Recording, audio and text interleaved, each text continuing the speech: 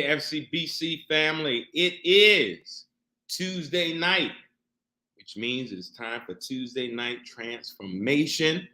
So grateful for all of you who are joining on this evening.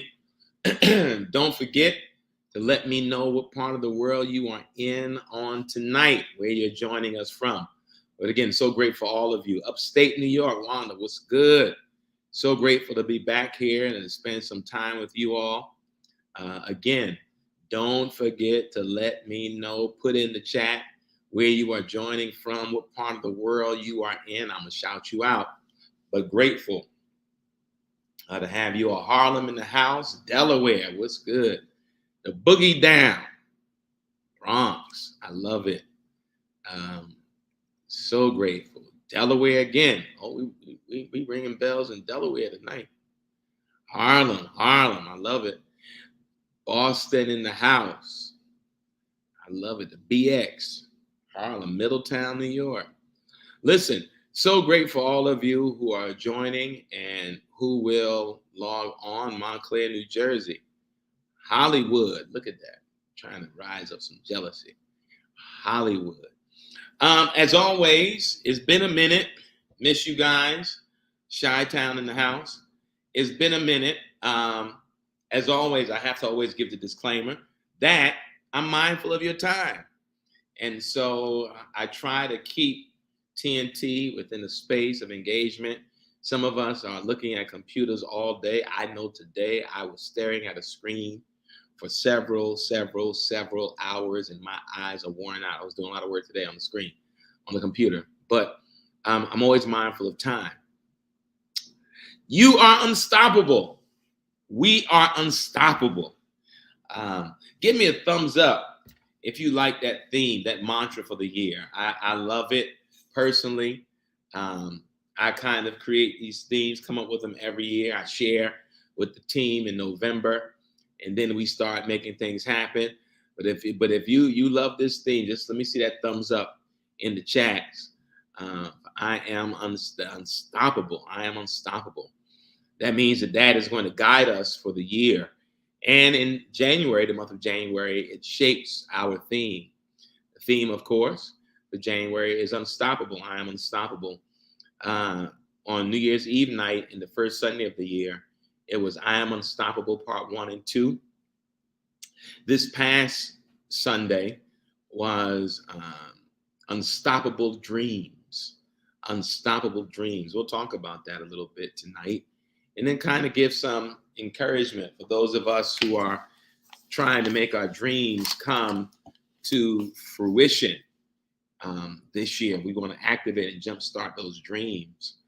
But I have to always, well, I say this, not always, but I have to say this, that, for me, when I think about my preaching and I think about teaching, there are certain things that guide me, that guide my preaching, that guide my teaching. And that is to make sure that whatever I preach, whatever I teach is relevant for those who are listening. There are some preachers who preach with preaching in mind. I don't know if that makes sense, but you're preaching and you're thinking about whether the sermon is sound, was it logical? And I think we all should do that. But I preach and teach with the people in mind, in front of me. When I read Jesus, the stories of Jesus, and I look at the teachings of Jesus, I'm always enamored by the practicality of Jesus' teachings. He's not teaching about some idea of doctrine. Do you believe in salvation? Do you believe in the Holy Spirit? Jesus is teaching about the issues that we wrestle with and wrestle through every day. Namely, how do we relate to one another? The majority of Jesus's teachings are about interpersonal relationships, how we show up in the world. What does it mean, really, to be human in this world and show up in a particular way? And so for me, preaching and teaching is about helping people navigate not only life, but navigate the nuances of life, the challenges of life, the experiences we face every day. If preaching and teaching is not speaking to the lived realities of individuals, they're just words that may sound good, that may evoke emotion, but there has to be a place and a space where those words give life in the now, empower us in the moment, and help us think about, again, how we show up as human beings. So, Sunday sermon, and those who may be joining tonight for the first time, for the most part, are TNT, unless TNT, and it will be throughout 2023, there'll be certain uh, themes or teachings for certain months. But if there's not a set theme that we're teaching over 4 weeks, either myself, Pastor Des, Pastor Trey, Pastor Keisha, then usually Tuesday nights is kind of a deeper dive into the scripture that shaped the sermon from Sunday. And so for those who were able to watch the sermon on Sunday 1, I hope the sermon spoke to you, Unstoppable Dreams. I hope it made sense. I hope that somehow there was something that was said that either pushed you to think about some things or maybe even woke some things up within you. Either way, I don't want to just arouse your emotions. I want to challenge you intellectually, emotionally, spiritually, psychologically. And for me, that is important as I teach and I preach. So on Sunday, the scripture was from the story of Joseph. And in particular, the passages we read from were Genesis 50, 19, and 20, I believe. And I can read it. I'll read it in the Message Bible for tonight. Joseph replied to his brothers, "Don't be afraid. Do I act for God? Don't you see, you planned evil against me, but God used those plans for my good. As you see all around you right now, life for many people. You planned evil against me, but God used those plans. Use those plans for my good." I love that's from the Message Bible, by the way. I love it. You planned evil for me, but God used your plans for my good. Traditional language, King James, some other translations said, "What you meant for evil, God meant for good." But I like the Message Bible version a little bit better because it's very concrete. You planned evil for me, but God used those plans for my good. God co-opted, arrested the plans that were designed for evil and then used them for my good. I love that. And the story of Joseph is really the story, one, of someone who was not afraid to share the dream. I can imagine that as Joseph shared the dream he had with his brothers and sisters, found back, I believe, in Genesis 37, that, his bundle of wheat would stand up straight against the other bundles of wheat, and basically they would bow down. The two dreams that Joseph had basically suggested that his brothers would have to bow down to him, and that even his parents and brothers would have to bow down to him at some point. It incensed his brothers and confused his father, if you read the story. And the brothers conspired, of course. They wanted to kill him. One of the younger brothers, Benjamin, convinced them not to kill him. They had thrown him in a pit, but then they decided not to kill him, but to sell him into slavery. He goes from, I like how the traditional priests would say that he went from the pit to the palace, because after being sold to slavery, he then finds himself sold to Potiphar. He's a servant in Potiphar's house. Potiphar's wife is trying to have a relationship. She wants to sleep with Joseph. He doesn't do it.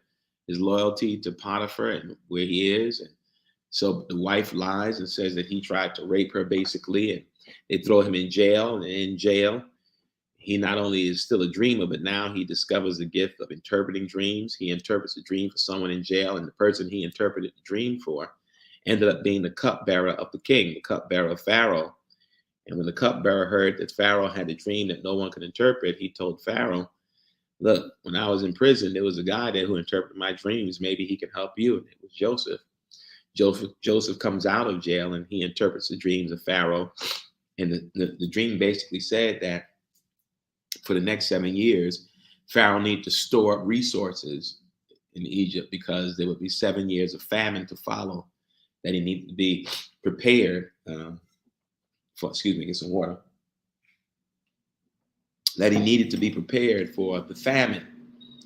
And lo and behold, Pharaoh puts Joseph over the plan to prepare for the famine, and then also the one who helps disperse the resources during the famine after 7 years. And some of the people who benefit from Joseph, who are blessed by Joseph, are his family.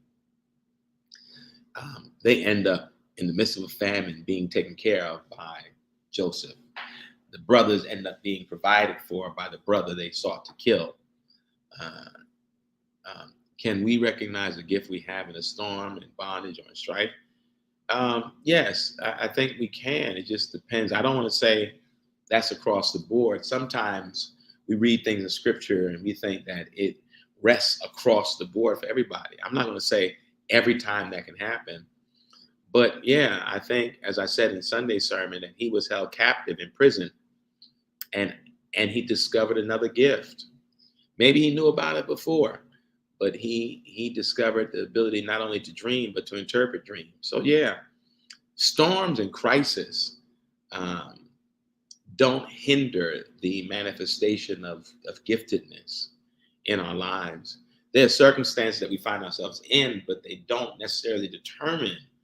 A great storm doesn't mean you can't come encounter with something about yourself you didn't know. Sometimes the storm becomes a place of revelation where in the midst of the storm, you discover some things. I think now of Peter. In the midst of the storm, he discovered that he could walk on water. So when he asked Jesus if he could walk, and Jesus told him to come, and he got out of the boat and he walked on water in the midst of a storm. So there's various things, but storms, I don't believe, are designed to crush the possibility of discovery, especially when the discovery is connected to some new place or space for yourself, some new revelation of yourself, some new manifestation of your gifts. So yeah, good question, Harold.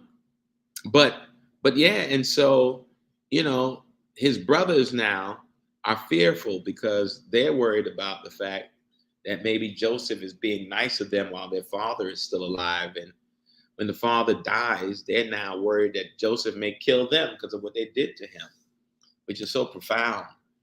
They are thinking that Joseph will treat them the way they wanted to treat Joseph. Isn't that something?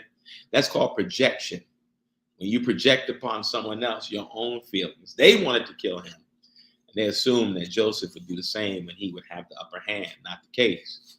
Because somehow along Joseph's journey, and it's probably when as he rose to prominence in Egypt, became second in charge next to Pharaoh, I think Joseph looked back over life. I don't think you always see it when you're going through the crisis. I don't think it even helps to say, oh, this thing I'm going through is for my good, because sometimes the pain is real and you got to say, ouch. The hurt is real and you shed tears. I don't think we always see it that way while you're in it. But in reflection, when you look back, in retrospect, when you think about what you went through, you realize that somehow something else was going on in the midst of the challenging circumstances, in the midst of the crisis. I know Joseph had to look back over his life and think about all things. Brothers wanted to kill him. They threw him in the pit, sold him into slavery. Potiphar's wife lies on him. He ends up in prison. Then he comes out of prison, serves as second in command to the Pharaoh, and then he rises to power. Vanette, do the challenges also make you look inward? Well, challenges can make you look inward, but the truth is the practice of looking inward should be regular. That's why if coming back this Friday is the inward journey. I think that there's two things we don't do culturally. I just said one a few minutes ago. We don't do a lot of introspection and we don't do a lot of retrospection. In other words, we don't always reflect on our life. Look, we don't reflect on our day sometimes. We don't come to the end of our day. We get home from work, whatever. And how many of us actually pause and spend time maybe in meditation, reflecting on the day? We don't. We just roll day into day into day into day. We don't really practice the habit of reflection. Reflection and introspection, meaning to look in. So yeah, challenges can make you look inward, but the truth is you should have habits or practices that cause you to look inward as well, to pause as well, and to reflect. So he gets his position. The brothers think that he's going to kill them, and they make up this lie basically. Well, Dad was. They say, Dad was concerned and made sure that she would take care of us. Wouldn't try to kill us. Long story short, they worried that he's going to kill them. And then in the Message Bible, the plans you meant. And let me read it right. I mean, not just trying to paraphrase because I want to get it exactly because it's beautiful. You planned evil against me, but God used those plans for my good. Seeing God confiscate their plans, to see God co-opt their plans, and then use them for Joseph's good. That's what makes you move on. I know some folk who, when let's say you've been wronged by somebody, but somehow being wronged by somebody does not change where you're supposed to be. They can't hinder it. And in the midst of people trying to wrong you or undermine you, you're still moving in the direction of your dreams. So the question becomes, do you focus on the fact that the people tried to hinder you? Or do you focus on the fact that they can't stop the progression of your dreams? Sometimes our ego gets in the way and we're mad. I can't believe he did this. I can't believe she did this. Right? But the truth is, if what they did or what she did or what they did could not stop you, why get fixated on what they did? Just think about where you are. Think about what you've done and think about what God has done in the midst of that. I'm not going to carry the woundedness of your actions. And I know the actions can hurt. I'm not saying deny the pain, but I'm not going to linger in the place of your actions, especially when I've seen that no matter what you did, you couldn't stop the progress in my life, the movement in the direction of my dreams in my life. To give that energy and anger would be a waste of energy and a waste of the time I could be doing and expressing gratitude for the fact that those things that were attempted could not stop me. So I know that Joseph had to have some reflection to be able to say that to his brothers. It is that he reflected, thought about where he was, thought about his ascension, thought about his rise, and then thought about what his brothers had done to him, thought about what Potiphar's wife did, thought about what Potiphar did, thought about being in prison, and realized that none of those things stopped the manifestation of the dream he had. He was resolute. He was committed to the dream. He was committed to believing in the dream. He was committed to the path that God had laid out in the midst of the dream. He was committed. His dream, right, was unstoppable. That's what I wanted to communicate this past Sunday to those who were listening. Your dreams are unstoppable. They're not unstoppable just because you had it. You dreamt the thing. That doesn't make it unstoppable. It's the combination of the dream, you should hear this, plus your vigilance. The dream, one, that you put into the universe, and two, your vigilance in participating in the manifestation of the dream. Hope you get that. Because the first thing I said is that there was a time in my life where I would have said, don't share your dreams with everybody. Because people say, oh, they stole my dream. If they stole it, it wasn't really maybe yours. Right? And the truth is, you can't steal this what has been ordained for me. That's the first thing. So no, put it in the universe. Let the universe conspire with you to make that dream come to pass. But then you must be vigilant. You must play your role. You can't just say, this is my dream. I want X, Y, Z. I want to be this. I want to do this. And then sit back and say, okay, God, work it out. Work it out, God. You make it work. And you just sit back. And then you sit and tell folks, well, I'm waiting on God to make my dream come to pass. No. You put in the universe. And you start moving in the direction of your dream. Because sometimes as you move in the direction of your dream, things start to unfold or some things start to fall in place that contribute to the manifestation of the dream. So you have to be vigilant, right, in that. So dreams are not unstoppable just because you had the dream or you have a dream. The dream is not unstoppable just because you voiced it into the universe. The dream becomes unstoppable because you have the audacity to be vigilant and seek to embody the dream and help it come to pass. In other words, you do not simply sit still. You hold yourself accountable while others hold you accountable to the dream that you put into the universe. Oh, we got it. I could be done there, but I won't stop tonight. I want to share some things that I think are critical tonight, because I want to give you some practical stuff too, that I think are critical as you think about how do I help make that dream, that vision come alive, so that when I leave this place, and I mean this place mean living, as Howard Thurman says, on my dying bed, in my last transitioning moment, that my dreams don't whisper in my ear, why didn't you let us come alive? I don't want that. I don't want that for anyone watching tonight. I want you to be able to participate in making your dreams manifest in your life. And that becomes, I think, essential. So a few things I want to share tonight that I think are critical. If you saw the sermon on Sunday, I alluded to this first thing. When you have the dream and you feel the dream means nothing. Even when you cast it into the universe, if you don't believe that the dream is possible, you have to believe that it is possible. What good is it to have a grand vision, a grand dream, to put it into the universe, only to not believe it is possible, only to talk yourself out of it, only to speak against it, right? Well, clarity on the dream is not the same thing.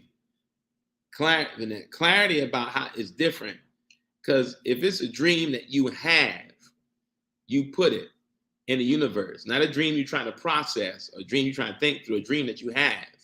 Now, the process and to get to the point, what is that dream? Because let me just say, I just have to believe there's more than one dream that we all have. There's several dreams I have and have had in trying to do my part and conspire with the universe and believe in God's power within me. There's several dreams. But the key is, do you believe it? If it doesn't, the first thing for me, whenever I have dreams and visions, it always scares me. I think I said this a few weeks ago. It terrifies me. It terrifies me because there are often things I don't necessarily think that I can do by myself. I have the capacity to do. They terrify me a little bit. But the terror they create is nothing compared to the terror I would feel if I don't pursue the dream that I had. So one, you have to believe in the dream. Believe it. With that, you have to visualize it coming to pass. Now, thank you, Vanette, for that honesty. So that statement you just made is not about the dream. It's about you and fear. That's different.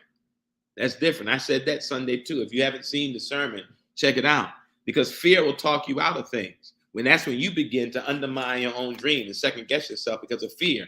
What is there to fear if the thing has not come to pass? The dream has not been made manifest. Why be fearful? Because you think you cannot do it?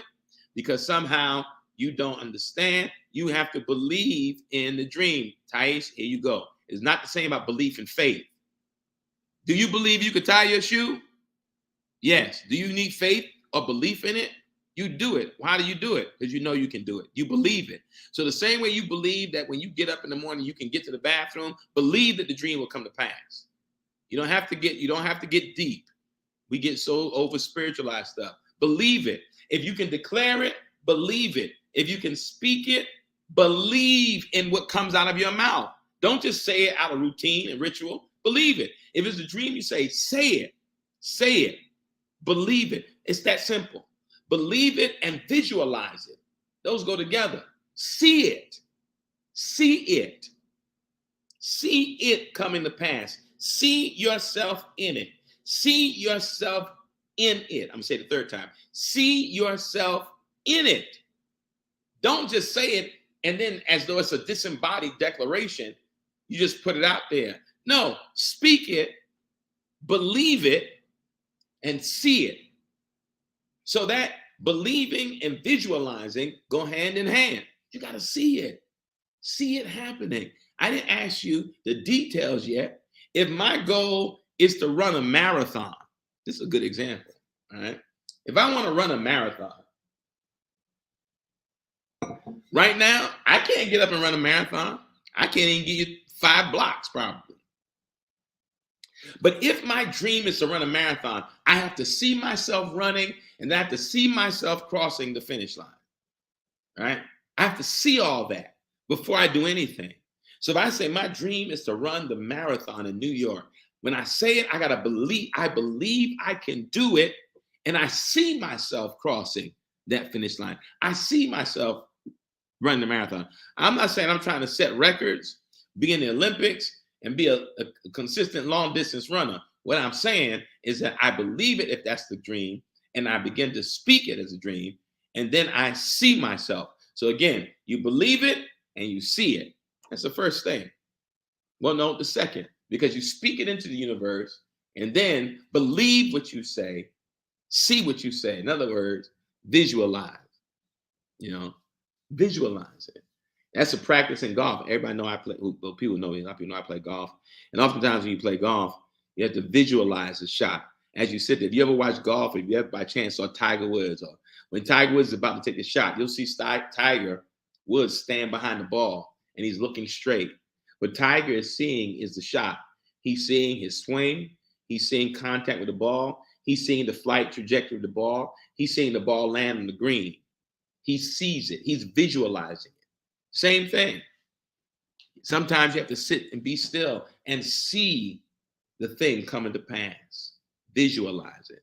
So 1, speak it. 2, believe it and visualize it. All right? That's important. That's important. So you believe it and then you visualize. Those go hand in hand. All right? Then here's the key. Right? Here's the key. Create a plan of action. Create a plan of action for the dream. Create a plan of action. That's important because oftentimes we have dreams and we just put out, I want to do X, Y, Z, and we walk away. No. What's the plan? What's the plan? What's the plan? Sometimes it takes time to research, whatever it is you have to do. Get the plan together. Put the plan together. You don't go from saying, I want to accomplish this. Let's use the marathon. I'm going to keep that example tonight, so I'll keep referring. All right? So you want to run a marathon, but you ain't ran 4 blocks yet. So that means then I struggle to, I don't even want to hear that. I don't even want to hear that. See, when folk want to be, we spiritualize everything, right? And so I struggle to believe in things I haven't done before. I don't really spare no expense with you, Ty. You know that. That's why you miss the whole, before you try to figure out a question, here, I said, visualize it. That's the process. I'm going to say it my last time. Follow the process tonight. Speak it, believe it, and then visualize it. Just because you've never done it before doesn't mean you can't see yourself doing it. Period. Right? So then after that, you create a plan to get to it. Sometimes you got to research, and sometimes you got to study, and sometimes you have to look up. Listen, you see these things right here? You see these things right here, these phones? It's my granddaughter, just for the record. You can look up. If I can type in my search engine right now. I didn't say a vision board. A vision is things you want to do. I'm saying an action plan. A vision board is different. A vision board is putting out before you what you want. That's like the seeing and visualize. That's what a vision board is. You're visualizing it. The next is the plan of action towards it. Okay? That's how you get there. And let's keep this marathon. We are in the age you can look up everything. If I want to run a marathon, I can type in on my phone, how to prepare for a marathon. I can look at several ideas or several plans to prepare for a marathon, and then I can develop my own what? Plan of action. So you create a plan of action. You speak it, right? You believe and visualize it. 3, you create a plan of action.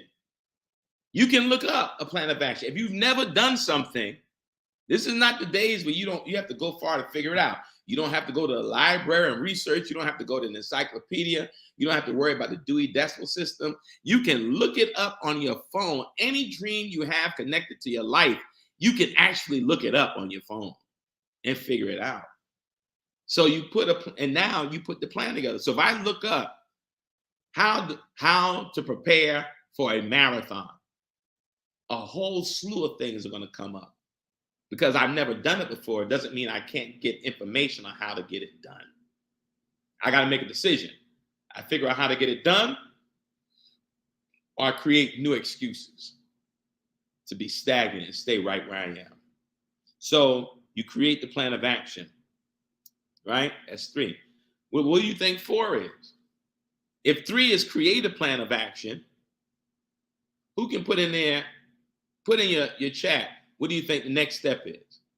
If you, 1, have to create a plan of action, what's the next step? I'm gonna wait. Some of y'all put it in there real quick. After creating a plan of action, what's the next step? Yes, thank you, Cyrus. Take action. Because again, a well laid out, thought out plan means nothing if you don't take action, if you don't seek, right, to move into action. Execute. Yes, that's it. That's the doing. So you got a plan, and you got, because watch this. This is important. You can speak the dream. You can believe and visualize the dream. You can create a plan of action. All of that is doable. But the next part is executing. Start taking action. All right? You start taking action. Let me give another example. Let me give it for the next step. So let me go back. Keep going back to speak it into the universe. 2, believe what is coming out of your mouth and see it. Believe and see. 3, create a plan of action. All right? Create. What was my dream for FCBC when you first arrived? What do you visualize for ministry going forward? That's a lot. I'm gonna keep and write that question down.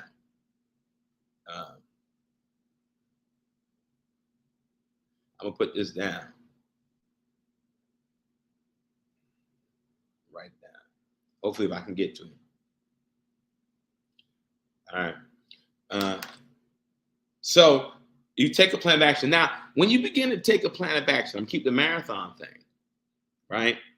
The next thing, once you take the plan of action, make sure you set short-term goals. You with me? Set short-term goals. I'm going to say it again. Short-term goals. Yes, AQ. You can't write a novel if you don't have a plan to write the first page. That's a short-term goal. Let's stay with the marathon analogy. All right? I've never run a marathon. I want to run a marathon. That's one of my dreams. And it's not my dream. I'm just giving this example because that is not my dream. But I can't go from never having run a marathon to day 1 saying I'm going to run 5 miles, especially if I've never done it. And if I set my goal from gate, I'm going to get this. I'm going to run 5 miles. Not going to work. Not going to work.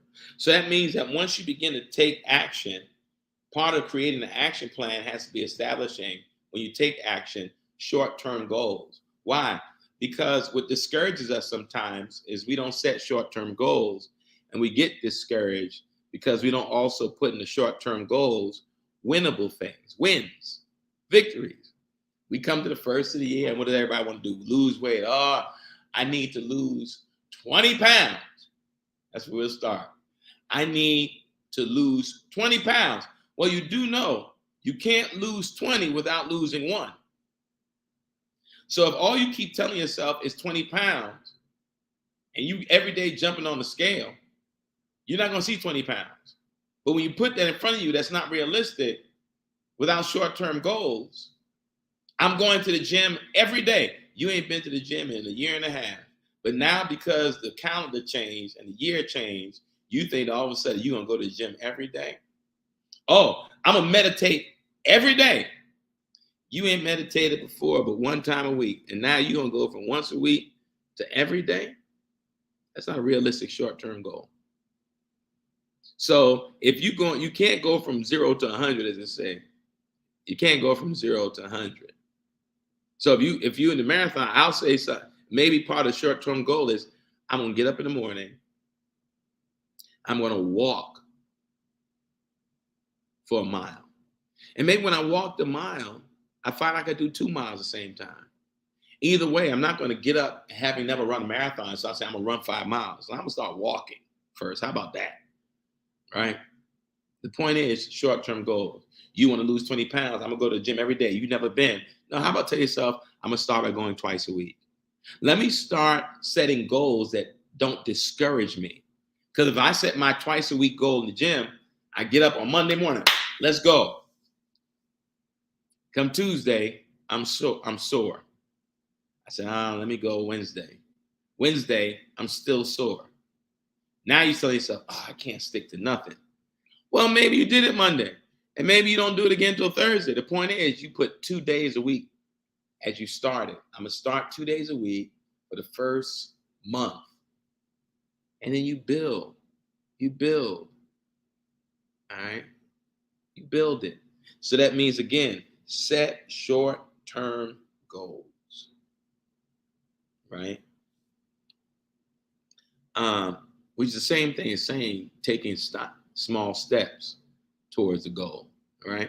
A few things I have to realize along the way. You'll have setbacks. You may say that, let's also now incorporate the gym thing. I'm going 2 days a week. And you may start in that first week, right? You may only get to go 1 day. What you then have to do is then learn from it. What happened this week that I can only do one? That's the reflection thing. That's the retrospection, interest. What happened this week? What was at play? I did not accomplish my goal this week of 2 times going to the gym. What happened? Why? So that I can correct it for next week and not beat myself up. So 6 would be, if I had to put it this way, it's learn from your perceived failures. Learn, right? Because don't sit around and say, I didn't get my 2 days in the gym. I feel horrible. No, ask why. What happened? Right? What happened? What happened that I couldn't get? What happened and you learn from it, right? You learn from it. Another thing I think that I think is important is that be flexible while you're going after your dream. In other words, be willing to adjust and adapt. Sometimes circumstances are such that it does not kill the dream, right? But you may have to make adjustments along the way. Joseph didn't go from the dream to being second in line at Pharaoh. And things happened to him along the way that he didn't create for himself. But he adapted to the spaces. Not that he liked them, but he made the adjustments. Yeah, while you're executing your plan and fulfilling those short-term goals, things may come up that will cause you to have to shift and change, adjust.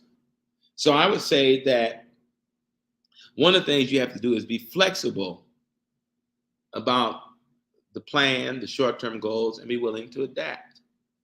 Be flexible about it, right? Be flexible because things change. Things happen.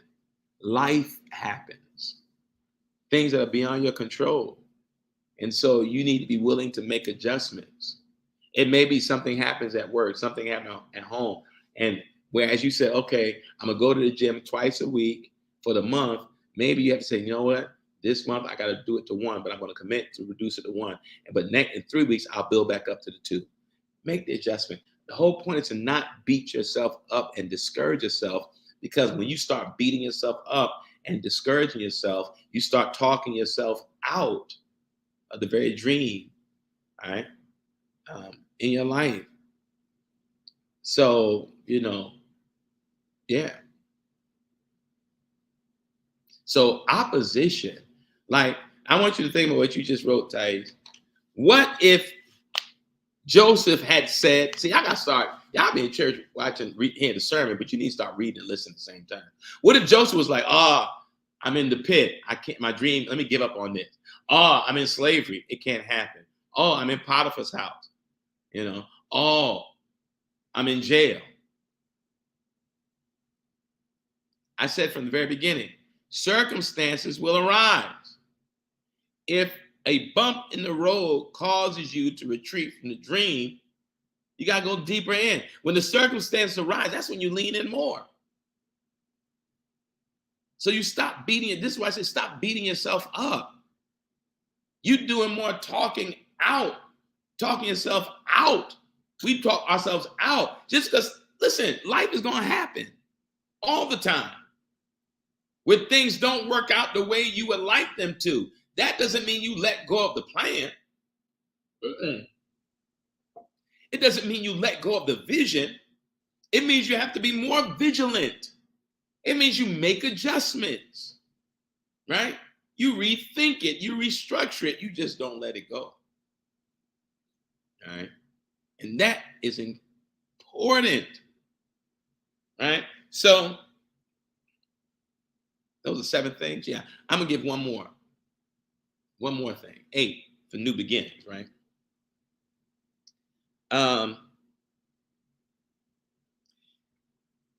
Along the way, as you seek to fulfill your plan, your dream, be willing to accept criticism, or constructive criticism along the way.